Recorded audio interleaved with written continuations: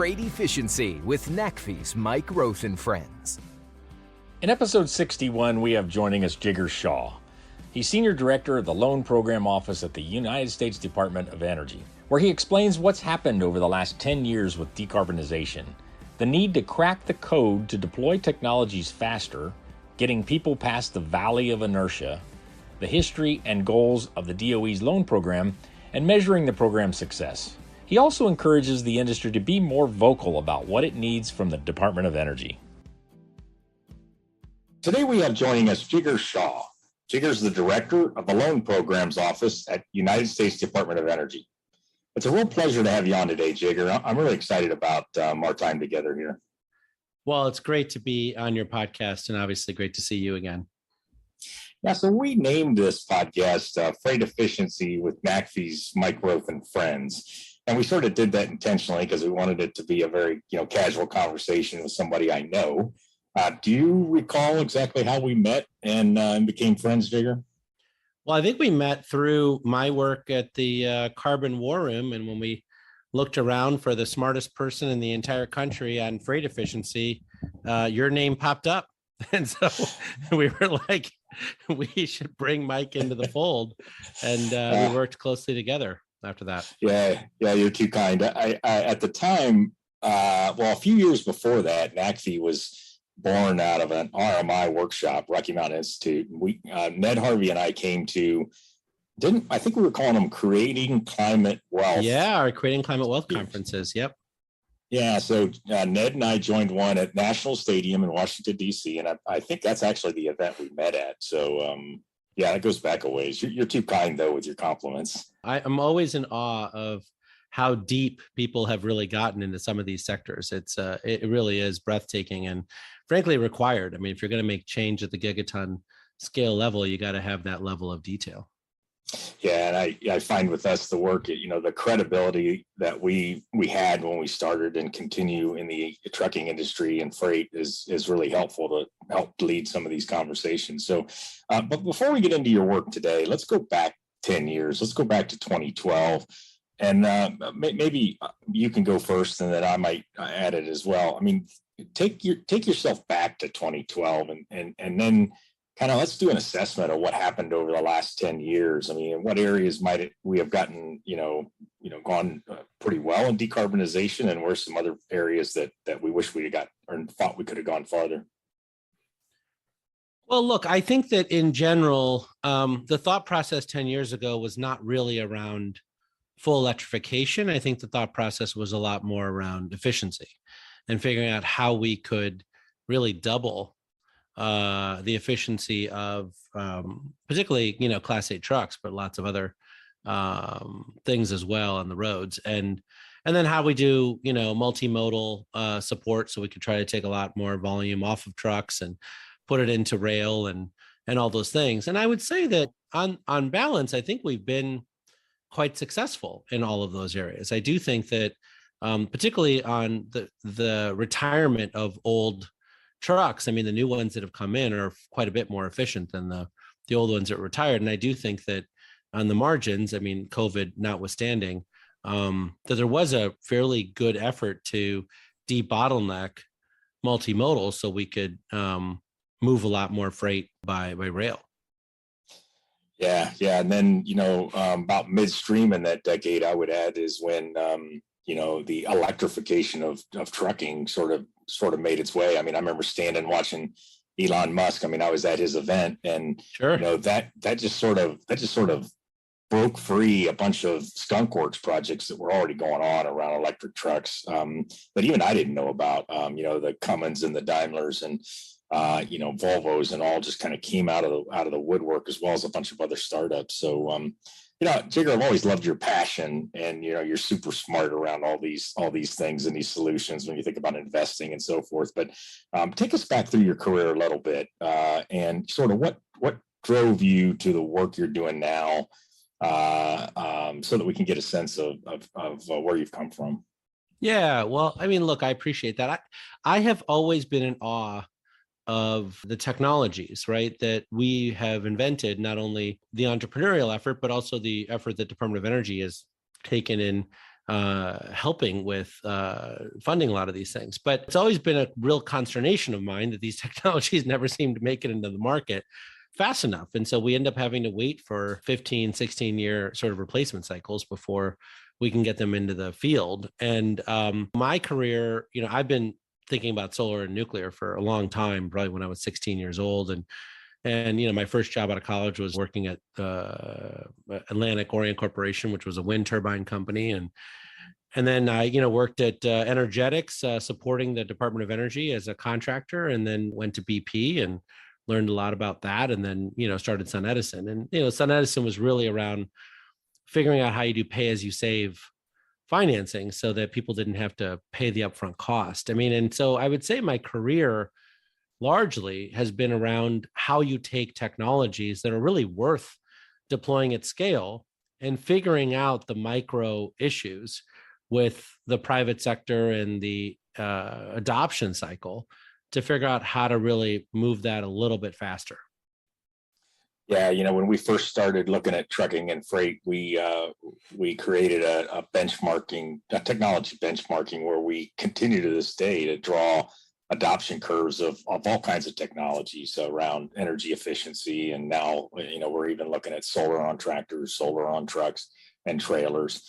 And it becomes pretty sobering when you look back in history and say, wow, it took 10, 15 years to scale to a saturation point of some of these technologies. Some of them efficiency, it could be other things, safety and other types of technologies. Just look at it and go, why did it take so long? But I guess that's change. And some of these changes are pretty significant. And moving freight's one of those things that, we all expect to be perfect all the time. We want the exact pair of jeans that fit us, or the right coffee, or the right thing in the stores. And so I guess there's a little bit of risk around change there. Well, I like to think that it was the freight industry's fault that the jeans don't fit me, but I think it might be someone else's fault that the jeans don't fit me. But I think, I think in general, when I worked as a contractor at the Department of Energy, we had this thing called the Clean Cities program. And it's what we use to test out, electric buses in Chattanooga, Tennessee, and, dimethyl ether or dimethyl methoxy, or lots of other fuels in trucks and things around the country. And people say all the time, right, that change never comes fast enough, year to year. But then when you look back a decade, it's amazing how fast you've changed. I would say that we still haven't cracked the code on how we move things faster during an emergency. I think when you think about right now, where the cost of diesel is really high, and the amount of technologies that we have that have already been fully piloted by NACFE and others over the last 7 years is a very long list. One of the things that I struggle with is there's a lot of people saying, well, I don't know if I want to deploy those technologies because I might be moving to electric trucks in 3 years. I just don't think they're all going to move to electric trucks in 3 years. And so then the question is, how do we get people past that inertia? Because we have technologies to cut their fuel consumption by a third. We have them right now, and we've already piloted them all. Even those solar technologies, hell, I was working with some of those companies in 2014. They've fully piloted them. It costs over $1 a kilowatt hour to take electricity off the engine. It's a lot cheaper to put solar panels on the top of some of these trailers. It's a lot cheaper to generate power than $1 a kilowatt hour that way. But I really do think we have a deployment problem in these times of crises, where folks can't automatically make a decision to move. Yeah, well, many of those technologies you're talking about do switch over and continue with electric trucks. And I would submit, and we've talked about this a lot, studied it a great deal, is that they're even more important on electric vehicles. Now that you don't have the fuel savings, because the percent of fuel cost per mile is much lower with electric. But what you do have is a range extender. So if you get the right tires and you drive the truck efficiently and so forth, and you get that 30 or 40% you're talking about, 30% less battery is a make or break for these electric truck adopters. So I want to get into the loan program. So tell us about that. Tell us about that, its history, and what's your goals right now? Well, the Loan Programs Office has been around since 2005 in the Energy Policy Act of 2005, and then was enhanced in 2007, and then really got a bulk of their funding in 2009 during the era stimulus bill, in the first year of the Obama administration. And, since that time, we put out about $30 billion of loans and have had less than 3.5% loss rate, which is right in line with where commercial banks operate. So we've been critical in catalyzing utility scale solar, utility scale wind, geothermal projects. Obviously, we're famous for the loan we provided to Tesla to save the company there. I think there's lots of examples for our history, and obviously we're in the middle of the loan to the Vogtle nuclear plant, which is marching towards its completion here. And I think we still have about $40 billion of additional loan authority to go. And we've been able to really restart the program under the secretary's leadership. And I think today we've got roughly $79 billion of active loan requests that we're processing. And at a 50% ratio, that's probably $160 billion of projects. I think in terms of this sector, where we're seeing the most interest is in fleet conversions. So what you find is that there are grant programs, right? Whether you have the HWIP program in California or this new grant program that the federal government has for school buses or other, type of heavy vehicle conversion. But that's not the end of the story, right? It's not just the buses. You still need to put in the EV charging. You have to put in all of the infrastructure necessary to get the ecosystem there. And what we're finding is our loan program is one of the top instruments that a lot of these fleet conversion folks are going to. And largely that's because the traditional banking sector does not quite understand what they're being left with, right? So that if they finance electric vehicles with the charging infrastructure, et cetera, what is the collateral value of that infrastructure? Because they don't have partners that they've worked with for 20 years that buy that stuff from them used, which they do have for diesel and gasoline and propane powered vehicles. And so there's a gap there. And so we are a very important way to fill that gap while the commercial banking sector gains the confidence to, step in and do that on their own. So it sounds like, there's this, valley of death concept where, or technologies that are funded, by early R&D, even by the Department of Energy, that go through, R&D, sort of applied R&D, and then some, they get into some design and development, validation, ultimately deployment. But that there's this reality, right, that sometimes the adoption curve doesn't kick in, and either the manufacturers or the fleets just can't get going fast enough, and then other things could happen, right? Fuel price goes down, or administration changes, or other things that really mess up the whole dynamic. So is that kind of where the sweet spot of the loan program is? No, I think that's right. I mean, I've started to tinker with this whole valley of death thing because I'm not sure that it is the valley of death. My sense is the valley of death is more around first of a kind deployment, where you're taking binary risk, where you're not sure it's going to work, but you have to take the risk at billion-dollar scale. In this case, I would say it's the valley of inertia, right? Or, maybe the valley of laziness, where you've got a lot of folks in the middle here who are like, do I really want to go first? I know the technology works. It's been piloted for 15 years by Clean Cities and all these other programs, but I don't know. Do I really want to do this? I got to retrain my workers. I got to do all these things. I got to retrain my drivers. I got to do all this stuff. And then when I talk to my bank is saying, don't make me work that hard. I'd have to write 12 new white papers to convince my investment committee to do it. Just, why don't you just give it another 5 years before you make that decision? And we can actually get over that valley of inertia, right? Where it is time for things to move forward. And those entrepreneurs do deserve to be able to take those technologies and bring them to real commercial scale. But, they just can't find partners in the ecosystem, particularly on the commercial banking side, that want to enthusiastically support them. Yeah. And, there's a lot of alternatives that we've had over the years, from propane to natural gas to other things. We did run on less electric last year. And, one of the things, Jigar, that really struck with me, and I think will help with this I don't know, laziness or this risk aversion to something new is all these difficult to monetize benefits of electric vehicles. I mean, the drivers love them. Yep. We have a driver challenge or shortage. We have technician mechanic shortage.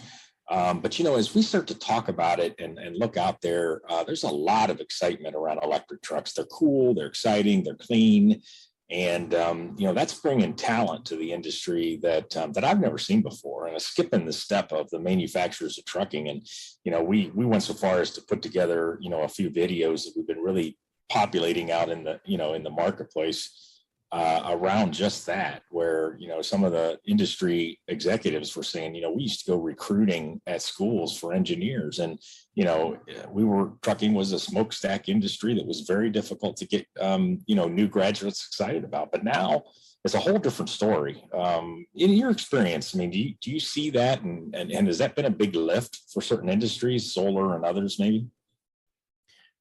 Yeah, I mean, this is the thing, right? Is that we as a society love to lionize technology and the technologists and the CEOs that venture capitalists, et cetera. But at the end of the day, right, gigaton scale climate reduction comes from workforce, right? That really is the number one challenge that we have outside of commercial debt, which LPO is trying to find a solution for and all that stuff. But we really do have a workforce challenge, right? And some of it's training, and sure, we have to do that, but a lot of it's just enthusiasm, as you suggest. And part of the reason why many of these decarbonization technologies are winning is not because of government subsidies or whatnot. It's more just that the young people who are deciding where they want to take their careers are choosing places where they think that they're going to have a long and distinguished career, which is in the future, right? Which is, clean technologies and decarbonization. And I agree with you that is one of the driving forces for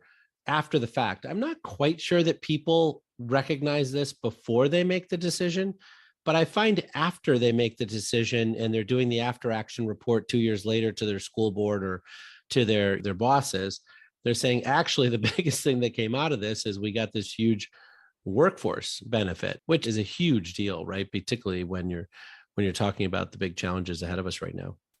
Yeah. 75% of men and 85% of women truck drivers came into the industry because of a friend or a family member. And, I'll bet the numbers are pretty high, even for like engineers and, Sure. leaders and so forth. And so, that number always just sticks with me, like, ugh, we got and these technologies got going forward are just so exciting. So whether it's the Tesla program or one of these fleet adoption programs, what's a real success story for the loan program? I mean, what if you want to use something in particular or just in general, what's your success measures, and how do you know when one's been successful? Yeah, no, that's a good question. And so the fleet applications that have come into loan programs office right now haven't yet been finalized, and so we can't talk about them specifically. But what I can say around just the broad brushstrokes of it is that we've got a tremendous number of folks who've come in where the ecosystem is demanding these solutions, right? So things like school bus conversions, right? You've already got the money allocated for school bus conversions by the bipartisan infrastructure law. And so there's a lot of school districts who are recognizing that if they want to make a $200 million conversion of all their school buses, right, that the grant program is going to pay for part of it, but the rest of it does have to come from another place. And so we're starting to put all these pieces together. And the thing about the loan programs office is when people come in, they don't have it all figured out. They've got, obviously their version 2.0 that we're reviewing. But when we ask tough questions, they're like, oh, actually, you're right. There is a gap here. We need to go back and fill it up. And so if people have a perfect application, which we do get some of those, we can process that in 5 or 6 months, which is great. But for a lot of these applications that come in, they're not perfect. And when we ask the tough questions, what commercial debt has to do, we find holes in their business plan and they have to go back and fill those holes. But a year and a half later, their business is now rock solid. And And all of the other banks who are looking over our shoulder go, well, now that you got through the loan programs office and we know how tough they are to get through and how thorough they are, we're actually happy to look at your application for, project number 2 or 3. So I think that's one big thing that's happening. The other thing that's happening is I'd say that the level of the ability to replicate these projects is certainly more clear in some sectors than others. So I would say that we're getting very little interest in the Class 6-8 space, Class 8 truck space, but a lot more interest in, let's say, construction equipment or farm equipment or school buses or last mile, like sort of Class 3 and Class 4 vehicles, where I think that the value proposition is far more clear and there's more of a return to one single site type characteristic. And so we're getting a lot more interest there than we are in the, long distance trucking side. Yeah, although I would say that our new learnings in the last year, and really it's a little bit of a trend that's caused this, but it's been there all along, but just it's not real well understood in trucking, even by the people in the business, is that there are a good deal of heavy tractor return to base intracity operations. So it starts with like beverage and drayage and certain manufacturing shuttles and so forth that really give us a chance to walk before we have to run in more of the long haul disparate route, kind of part of the market that we do need to figure out as well, and a lot of work going on there. Jigar, we're starting to run out of time. Here's I always try to come up with these outstanding, great closing questions. You've been so I in NACFE we get involved with some startups and some entrepreneurs, and I guarantee you I could come up with a number of examples where we've helped somebody along in their very early stages, that would have prevented some problems down the road that helped them be successful earlier. And you've made a whole kind of career of that. So as you look at whether it's these loan applications or just working with, early stage businesses around, what's your advice to them, or what's some of the common mistakes they made? What's the advice? And it's kind of like because getting capital is where all that business plan and all that really comes down to roost, right? I mean, that's like where it really has to gel. But what's your sort of maybe top 3 suggestions to people trying to take their product from sort of a dream to full scale? Yeah, it's a great question. I'd turn it around, which is that, look, the private markets make their decisions, and sometimes they make their decisions for good reasons, and sometimes they make their decisions based on who attended the same country club as they did. But there are people who are funded and there are people who are not funded. I think that the thing that the federal government has not necessarily done in the past, but the secretary, I think, has been very clear about the fact that we've been given a new mandate by Congress to be more helpful here, is really working on setting up the ecosystem, right? Like, I think the federal government does have a big role in making sure that its own procurement is used to catalyze these sectors, right? I think it does have responsibility to make sure that these fleets that are ideally situated to using this technology first understand why they should be using the technology first, and we should be using our grant dollars to make sure of that. I think there does need to be some local policy pushes that get made to help people facilitate these things. And I do think that one of the things that's coming out of this administration more uniquely than previous administrations is a feeling by entrepreneurs that we are actually, having their back on ecosystem development, right? So it's not just the loan programs office, which of course I'm very proud of the shifts that we've made, but it's also getting the entrepreneurs to talk to us and to be very specific about why there's so much interest in their product, but they're not getting to closed deals, right? And the more that they can be articulate about that, which I have to say, the first 3 times I talk to any entrepreneur, they're not articulate about this. It's sort of like it's like conversation 4, where they start to really understand what they're wanting to ask for. But getting these folks to be more vocal about what they need from us Because ultimately the worst case scenario for us is these folks bet the farm and they work their butt off. They, sacrifice relationships with their family and others to like make their dreams come true. And then they run out of cash because, 5 years has gone by and the government hasn't set up the ecosystem for the, for the adoption of their products. I think, in our world in trucking, it's how many fleets have you talked to? How many shows have you gone to? Who can help you get this product to market? What are the key sort of ecosystem support that needs to take place? I mean, when a company gets to that point, then they're sort of ready to go. They've got their business plan in place. But yeah, hey, it's been great talking to you, Jigar. I mean, I'm really excited about this loan program and that you're there. And look forward to chatting with you again and working with you as we keep working on these efforts. Well, you've been at it for a couple of decades now, and really appreciate that level of commitment here. And I think that given the challenges and the commodity super cycle that we're in right now, I do think this is the right time to figure out how to get all these technologies we've been working on to market faster. And so, really appreciate your partnership and the work that everyone's doing on this front. Very good. Thank you, Jigar. Thanks, Mike. Freight Efficiency with NACFE's Mike Roth and Friends.